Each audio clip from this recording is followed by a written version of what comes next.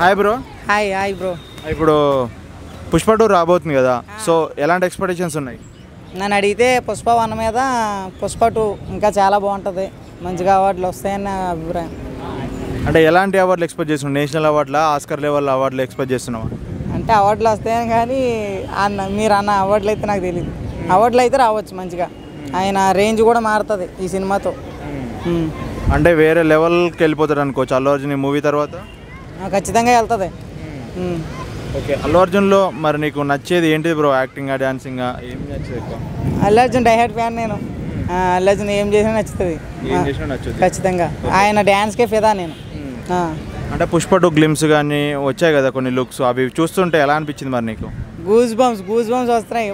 అక్క తగ్గేదేలే. ఈసారి ఇండస్ట్రీ రికార్డులన్నీ బ్రేకా? అవ్వచ్చు, ఖచ్చితంగా అవుతుంది. అంటే దేనికి ఎక్స్పెక్టేషన్ పెట్టుకోకూడదు, ఖచ్చితంగా అవుతుంది అంతే. మరీ ఓవర్ ఎక్స్పెక్టేషన్ కాకుండా పర్లేదు, ఇట్టు కొడుతుంది ఖచ్చితంగా, బ్లాక్ బస్టర్ కొడుతుంది. సూసేకి సాంగ్ వచ్చింది కదా, సాంగ్ ఎలా అనిపించింది? చూడడానికి వచ్చినట్టు ఉంది, చూసాం అంతే, చాలా బాగుంది.